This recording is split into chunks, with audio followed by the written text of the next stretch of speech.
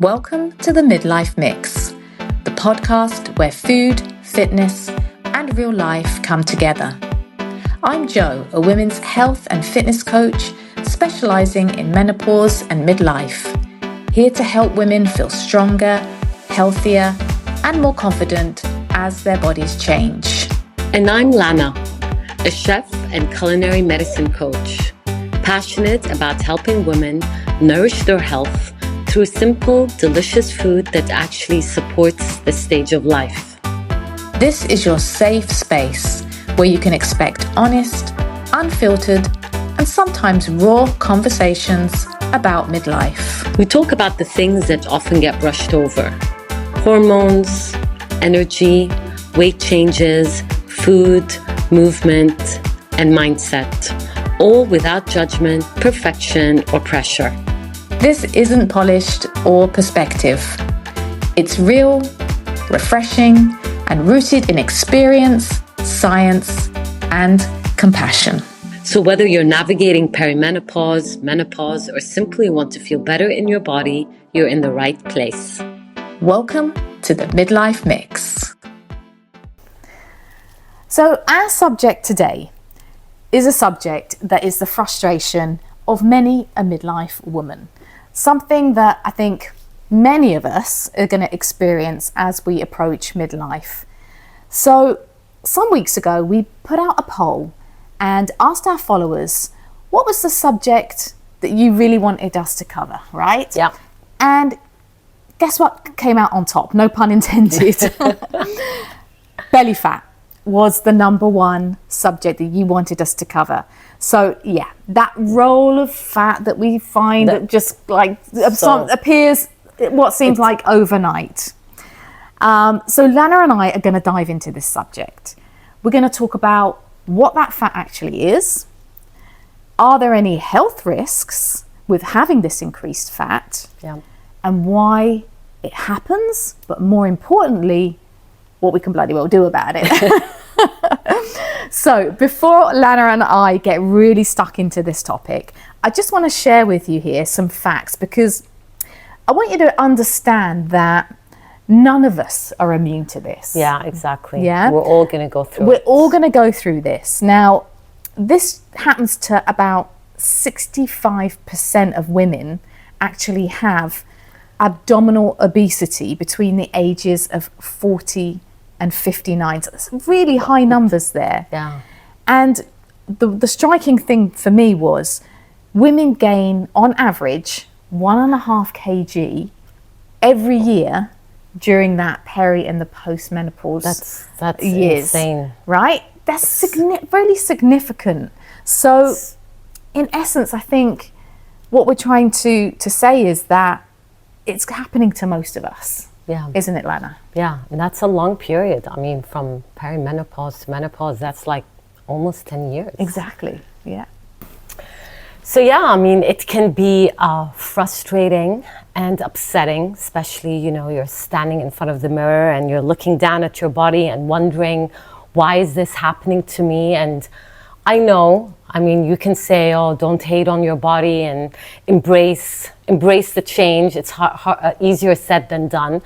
But I think it's very important to kind of step back and do a little reframe and embrace the change and understand that basically you're not broken. Your body's not broken. It's biology. We're all going to go through it. And there was actually a fascinating study called the SWAN study that's still ongoing, actually. One of the longest running studies that looks at women's health across the nation. And I think it's been going on for multi-decades, or over 25 years. Wow. Followed like over 3,000 women from various ethnicities.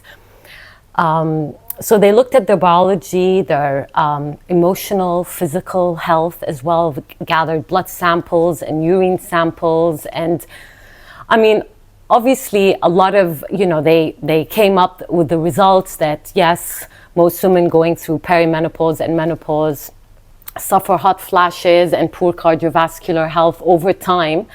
But one of the things or the results that kind of relates back to this topic is that a lot of them go through fat redistribution, especially around your midsection or around their midsection. And a lot of them didn't even experience any weight gain on the scale. So it was just a response to the hormones, which I think is really a testament to the fact that your body reacts to changes, to all these hormonal changes that we go through. So yes, I think that's really interesting what you've had to say there. But I think, like, obviously, because we do just, you know, we think of it as an aesthetic thing, like, okay, we've got this roll of fat around the middle now, but there's more to it than that. And so what actually is belly fat, Lana? Okay, so now let's break it down. Let's step back and break it down, because we've got two different types of belly fat. You've got your subcutaneous fat, and this is kind of the fat that shows on our body. We refer to it as the muffin top, you know, the one that sticks over your jeans sometime, the grabbable kind. And this actually has kind of a protective factor. It's considered to be less metabolically active than visceral fat, and we'll get to that in a minute.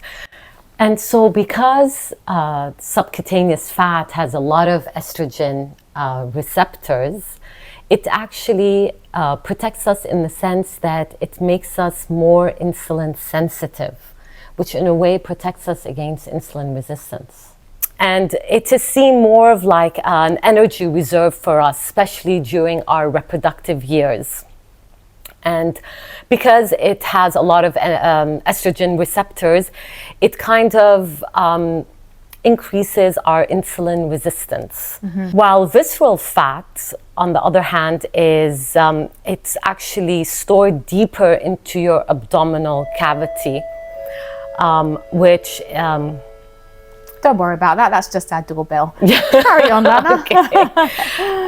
And so it wraps around organs like your stomach, your intestine, your liver, your pancreas, and it's a lot more metabolically active because of its close proximity to, let's say, your liver and your pancreas, and because it breaks down all the time and releases like free fatty acids and inflammatory molecules, it has like a direct effect on your liver function, your pancreatic function, and that's why it's considered the unhealthier fat. It's linked to a lot of chronic diseases, right, Jo? Yeah, there's actually risk factors involved as well.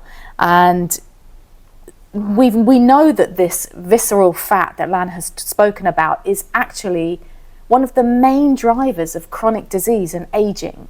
So we're talking about diseases such as, well, insulin resistance, for example. So visceral fat releases substances that make your body less responsive to sugar. Okay, so then your body stores it as more fat, right? Yeah.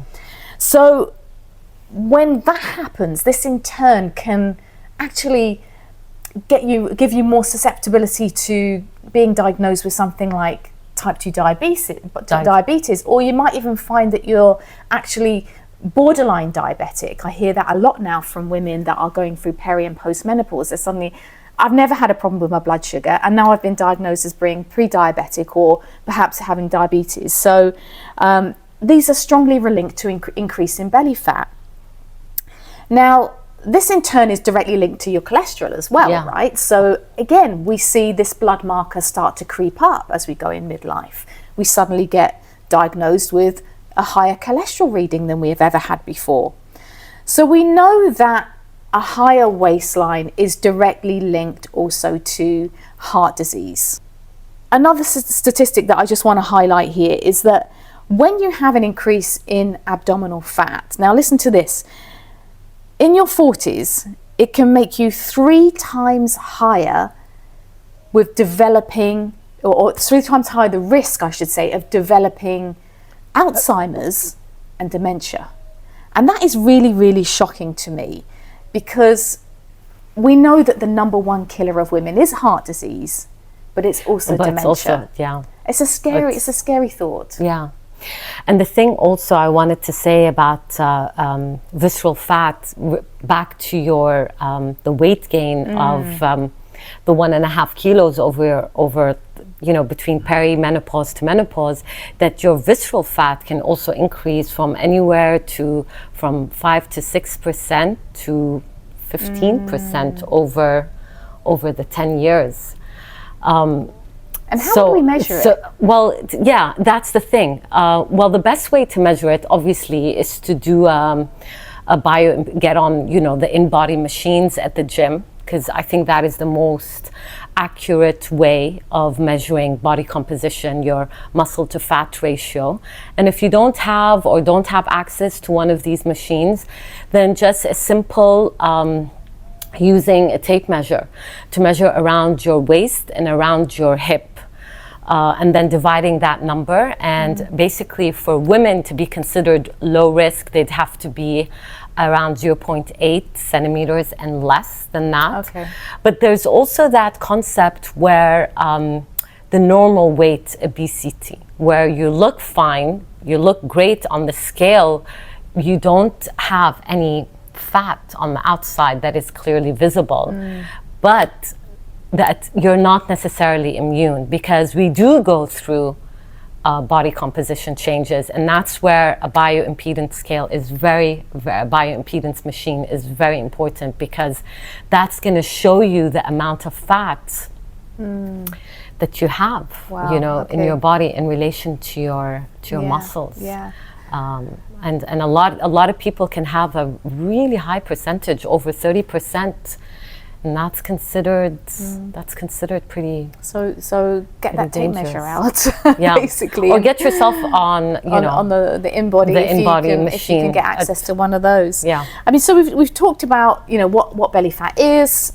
We've also talked about the risks, but why does it happen? I mean, what's happening in our bodies that suddenly we get this increase in belly fat? In belly fat.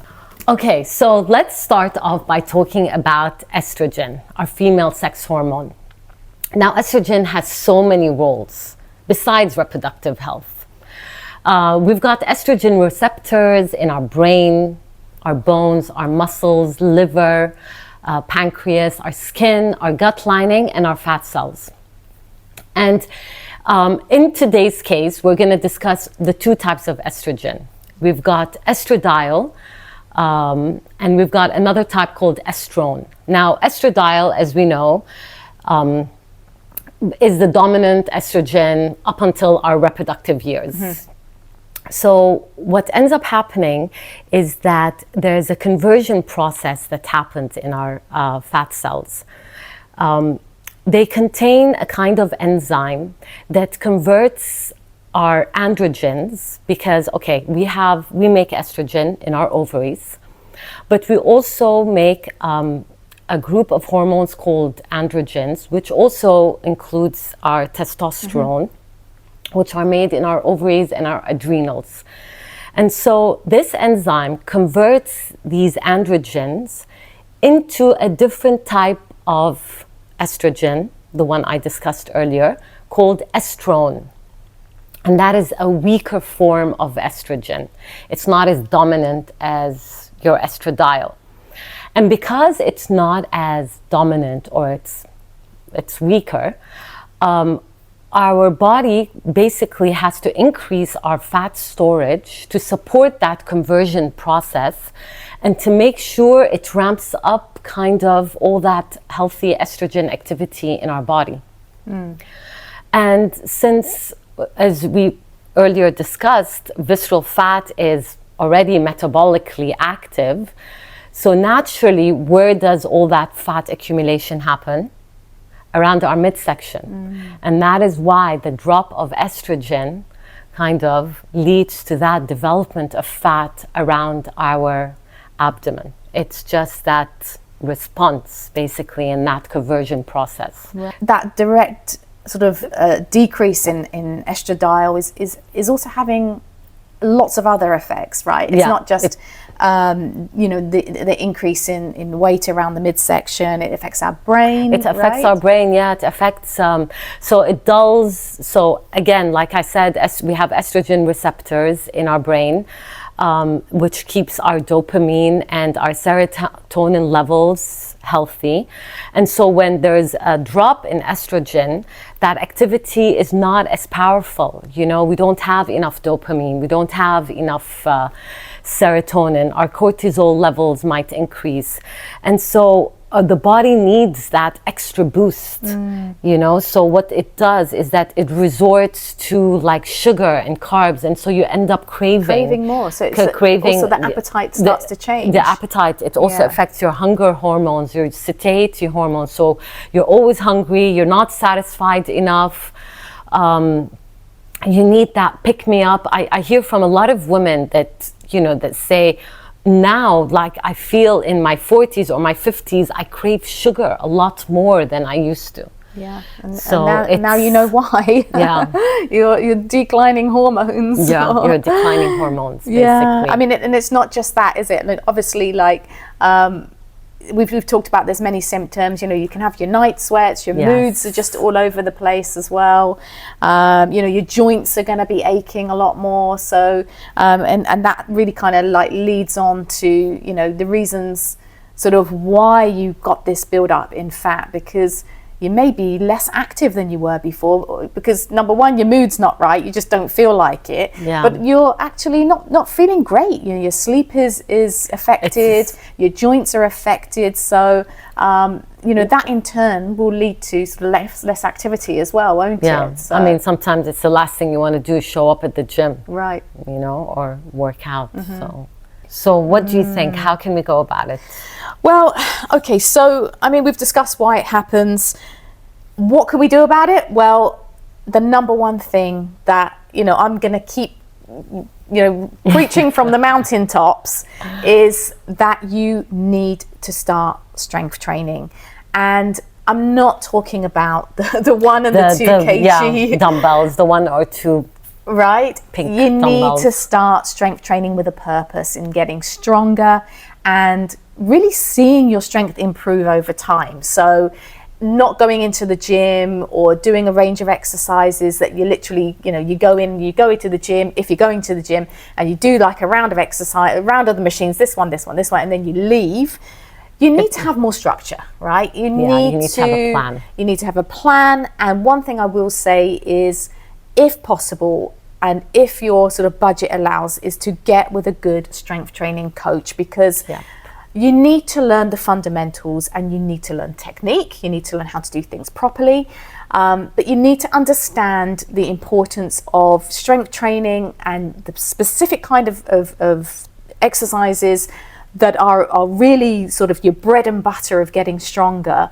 Yeah, and also a lot of women, do you get that a lot of women say, but I do yoga and I do Pilates, and Pilates is a form of resistance training. So can you touch a little bit on that? I mean, how does that relate? I mean, if women just do Pilates and yoga as their foundation exercise, would you say that is enough, or is that... Well, okay, so we're not here to bash on your Pilates, and, you know, we know you girls love it, right? But it is not going to get you stronger over a period of time. Yes, it's great for your mobility. Yes, it's great for your core.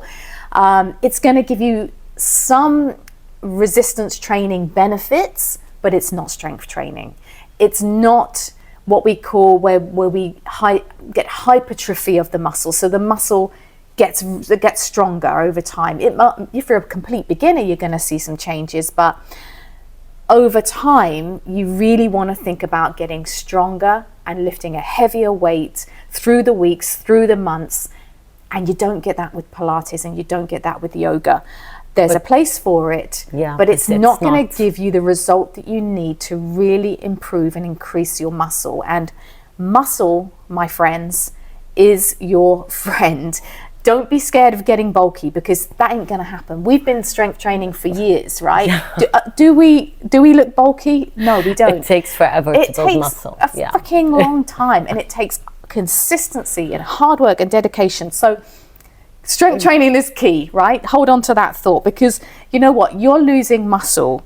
Women are going to lose 10 to 20% of your lean muscle during the perimenopause transition. You're losing muscle all the time. We want to hold on to that muscle. We want to preserve it. Sort of in that postmenopause years, you're losing approximately 0.6% in those sort of postmenopause years. So our muscle is the metabolic currency, isn't it? Yeah, longevity organ. Absolutely. And it sucks up all that free-floating glucose. It's like a glucose sponge. Yeah, I mean, you are going to be more metabolically healthy the more muscle you have on your body. And what I mean by that as well is that it's going to help your metabolism. So quite often women will come to me and they'll say, I'm gaining weight now because I've got older, right? Yeah, yeah. And that's not true, okay? What's happened is you've probably become less active.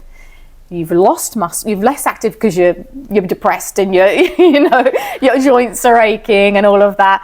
But that in turn makes you less active in some cases. So you're losing muscle, and because of that, you're not moving as much during the day, right? So we want to become more active people. We want to be fidgeting more. We want to be parking the car further away when we go to the supermarket. I myself have got a stand-up desk and a walking pad, so I'm not sitting down the entire doing my work on my laptop.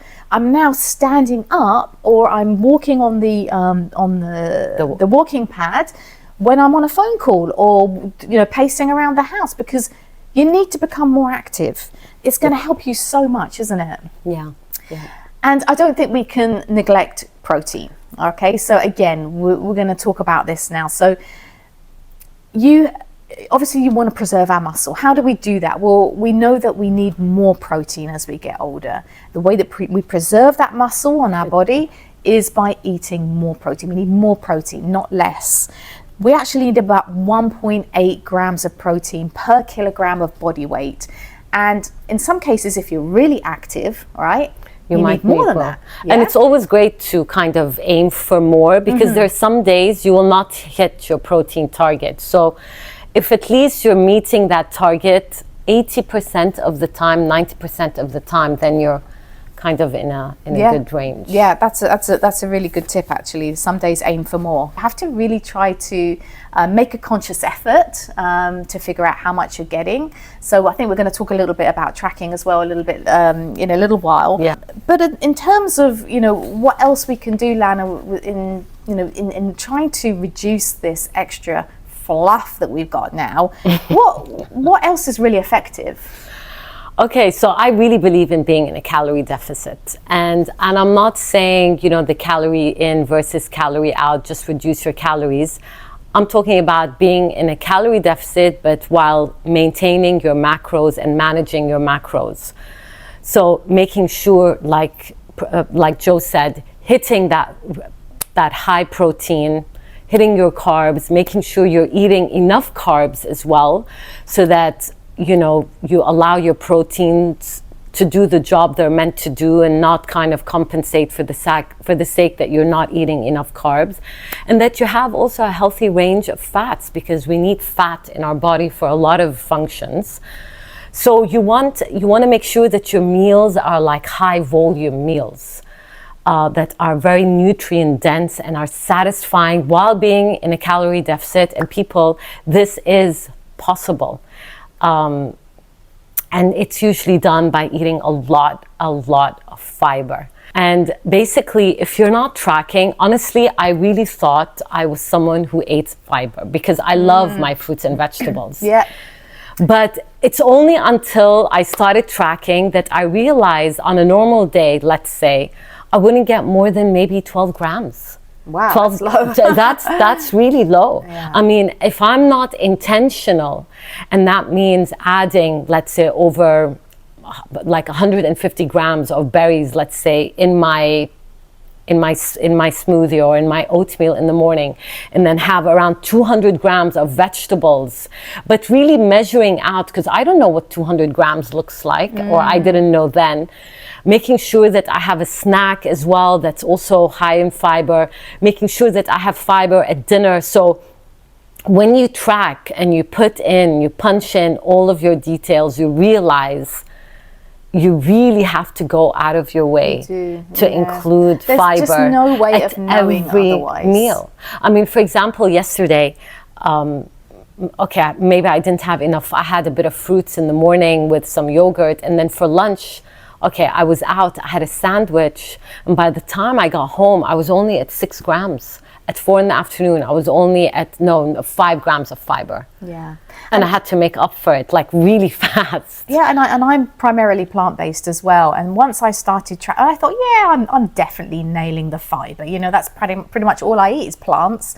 Yeah. And when I started using MyFitnessPal, that's the tracking app that I use, I was like way under. I wasn't getting 25 grams. I wasn't sometimes getting 20 grams of fiber a day. So it just goes to show you that you have to make a conscious effort, and as tedious as it sounds, you need to do that at least for a few months to get an idea of your carbohydrates, your protein, and your fiber, because these are the things that are going to start moving that dial, right? Yeah, and it just keeps your meal nutrient dense. I mean, you sit and you have a piece of protein with lots and lots of vegetables and a small amount of fat, and you get off the table feeling satisfied, and that stops the cravings later on. It stops the cravings later on, and you feel more in control of what goes into your body. And I feel over time, fat loss doesn't happen overnight. This is not something that can be fixed over a 2-week period or a 3-week period. And I don't believe in these aggressive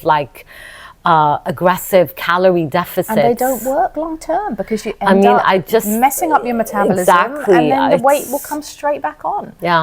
So we know that strength training, protein, fiber, these are the what we call the main rocks that you want to really start to focus on, that are going to really make that difference. And we didn't talk too much about cardio, did we? Yeah, we didn't. Because I know that there's some cardio queens out there who think that they're going to cardio off this belly fat, but it don't work like that, ladies. I'm so sorry to break it to you, but you know what you did in your 20s and 30s, it's a completely different ball game now, right? Yeah.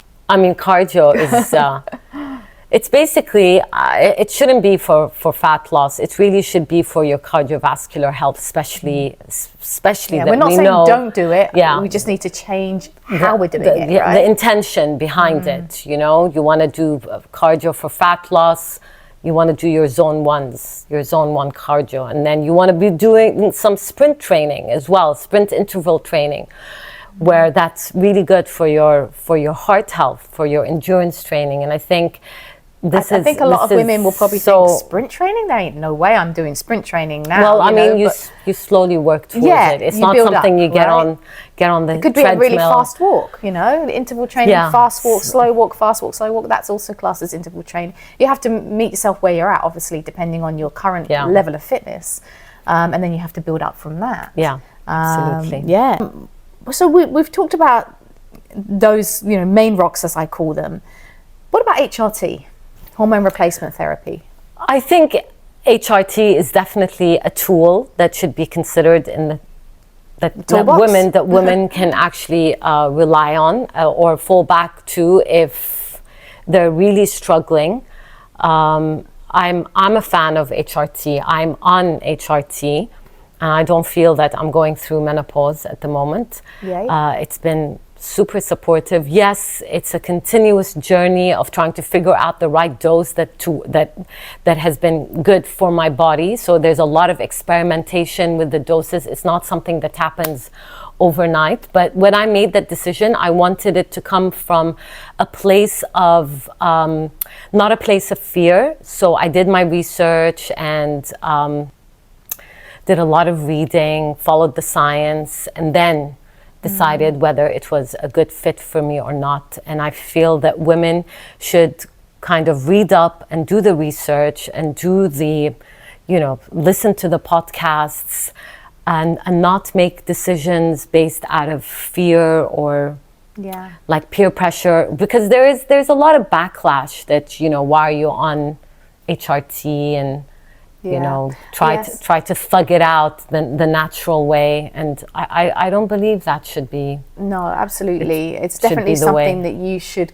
perhaps consider if you've tried everything. If you've increased your protein and you're doing your strength training and you're getting your sleep in and, you're doing all the things and you still feel like, nothing is changing, then I honestly do believe that HRT could perhaps, be one of the things that can perhaps help you, even if it's going to help your sleep or your stiff joints. It's not proven to decrease belly fat. It's not the magic bullet that's going to help you lose belly fat. No, it's not the magic bullet. But it's certainly another tool in the toolbox that's going to maybe help you on that journey to to better health, basically. Yeah. So I think that's definitely something that it's a big subject and one that I know that we want to cover definitely in a different standalone podcast and delve in deeply, because I feel there's a lot of misinformation and I feel there's a lot of still judgment there.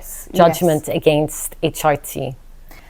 Try to be more in tune with your body, and if you feel like you've done all the things, and for myself personally, like the last couple of years I've been on, like I've had severe bloating, and I did notice a shift around my midsection, even though I'm supposed to know it all, right? I'm in the fitness industry, I'm supposed to be ticking all the right boxes, but I wasn't immune to it. I was also waking up with severe bloating, and I noticed weight gain around my middle.